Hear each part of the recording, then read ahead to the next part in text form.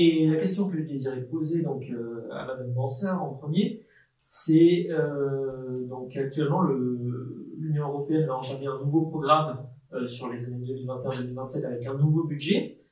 Et donc comment la politique régionale européenne évolue-t-elle sur ce nouveau programme en termes simples? Et est-ce que ça permet une prise en considération plus grande des différences entre les régions européennes? Alors, sur les questions de la politique régionale, on est en phase un peu transitoire. C'est ce qu'on discutait ce matin, donc c'est vrai qu'on a des grandes orientations. Enfin, quoi qu'il en soit, on travaillera avec 4 instruments financiers, puisqu'en fait, l'Union européenne donne des enveloppes aux États, des enveloppes financières, et ces enveloppes financières sont réparties entre 4 instruments financiers. 4 instruments financiers, voire 5, en fonction des régions, et ces instruments financiers ont des stratégies spécifiques. Donc, l'État français reçoit une enveloppe financière globale qui est répartie sur chaque région en fonction de ses besoins. Et ces besoins, ils sont remontés comment? Ils sont remontés en amont sur un diagnostic qui a été fait territorial sur l'utilisation des fonds précédents, et sur la base de ce diagnostic, la région Nouvelle-Aquitaine, par exemple, fait son diagnostic, remonte ses besoins à l'Union européenne, qui va les valider et intégrer ces besoins dans l'enveloppe qui est attribuée à la France. Donc oui, on part des besoins, normalement, des régions. Il y a un diagnostic qui est fait. Donc là, effectivement, on rentre dans une programmation, on appelle ça une programmation 2021-2027, avec une enveloppe spécifique, donc je n'ai pas, mais peut-être que M. Buteau donnera le montant par rapport pour l'université, non, je vais voir. Non, j'ai pas encore les éléments financiers, parce que c'est en cours. Mais, donc effectivement, on en a parlé, les gens en ont parlé, ces instruments financiers, quels sont-ils? C'est le FEDER, le Fonds européen de développement régional, qui est un instrument financier à destination de la compétitivité de l'emploi, surtout à destination des entreprises. Donc, il va financer la transition numérique, le développement de l'innovation, la transition écologique. Il sert aussi beaucoup aux collectivités territoriales sur la mise en réseau des pistes cyclables, par exemple. Donc c'est un instrument financier important. On a le FSE, le Fonds social européen. Donc oui, il y a quand même puis on a le FEADER, le Fonds européen pour le développement agricole. Et rural, pardon. Et puis le FEAMP, le Fonds européen pour les affaires maritimes et la pêche.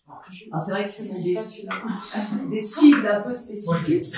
Mais ce sont des instruments. Ça fait excellent pas maintenant. Voilà. Ils ont rajouté aquaculture. Ah oui, c'est vrai que ce qui était décrit avant aussi, mais et puis on a un fonds spécifique pour les territoires d'outre-mer, qui est le fonds de cohésion, où là, effectivement, on a notamment, je dirais, une participation de l'Union européenne beaucoup plus importante, parce qu'aujourd'hui, un porteur de projet au niveau national, il peut avoir une subvention sur son projet qui va aller jusqu'à 50%. Alors on avait dit dans cette programmation, ça risquait de diminuer. Pour l'instant, je pense que c'est maintenu, mais un porteur de projet dans les territoires, dans les dom-tom, dans les territoires d'outre-mer, lui, il peut avoir jusqu'à 70 voire 80% de subvention sur son projet. Le comportement de l'Union européenne n'est pas un comportement descendant. C'est-à-dire que on part d'un diagnostic, ça a été très bien dit, on part d'un diagnostic d'enjeux, d'ambitions à atteindre, et chaque territoire, en l'occurrence comme c'est la région qui est l'autorité de gestion, écrit son avenir quelque part, écrit son projet d'avenir. Et ce qui est intéressant, c'est que l'Europe ne fait pas d'ingérence sur la façon dont les territoires choisissent de construire leur avenir. Ce que fait l'Europe, c'est sur la base effectivement des fléchages financiers qui ont été décidés à l'échelon européen par rapport à différents enjeux à atteindre.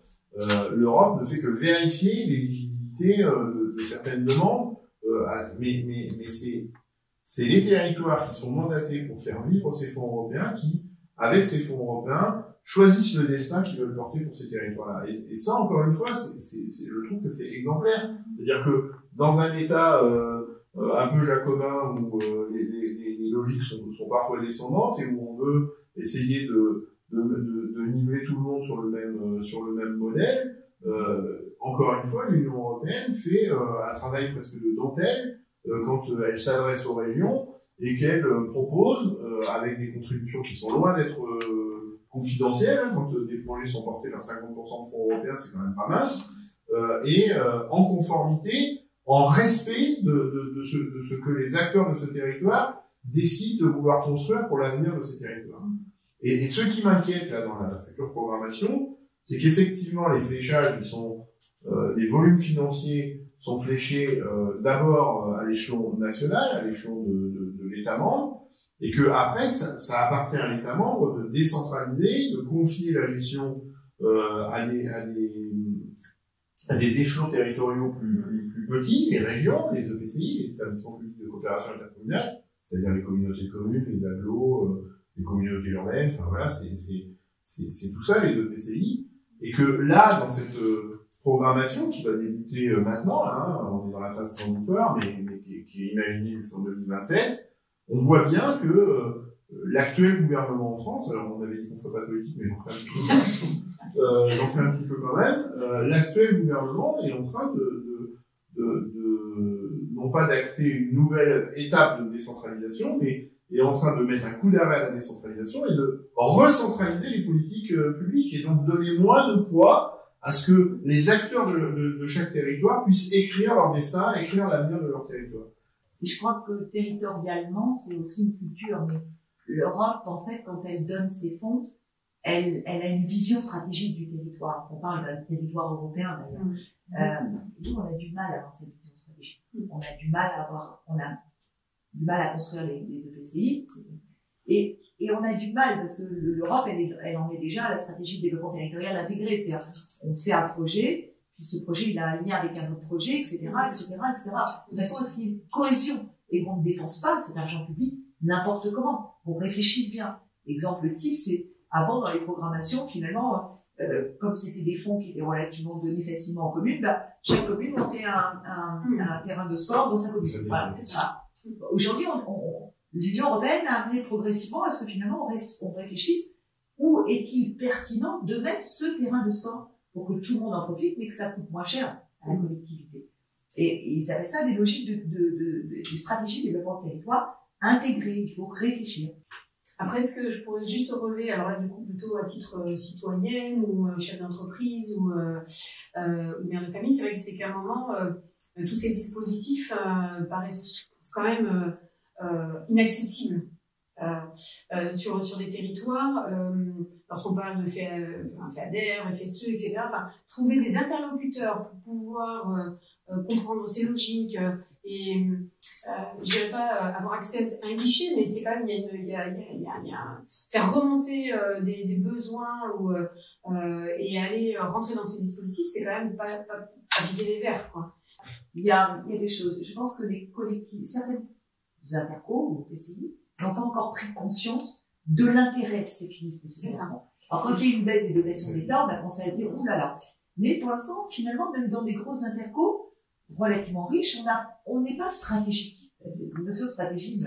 Et donc, il n'y a pas encore finalement de responsable ou d'ingénierie sur ces questions financières européennes. Et pourtant, il faudra le faire. Je pense qu'il faudra le faire.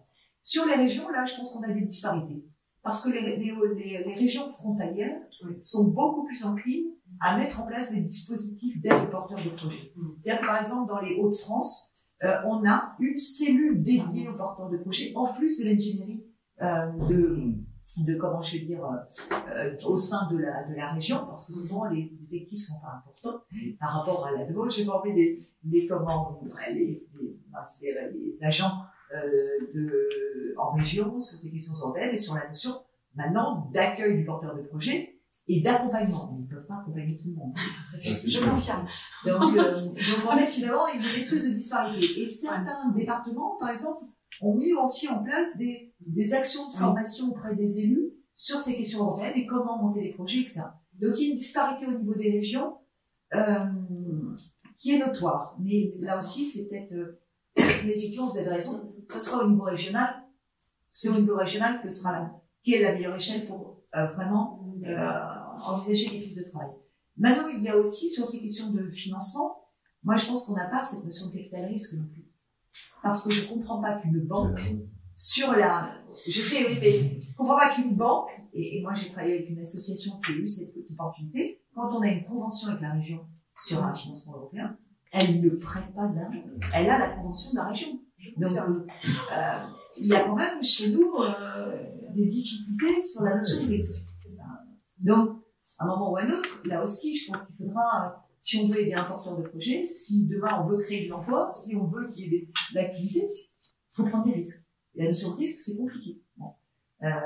Et donc, voilà, je pense que c'est vraiment important. Il va falloir qu'on crée de l'emploi, des gens qui soient là, qui soient capables de monter les projets, qui aient cette notion de transversalité, etc.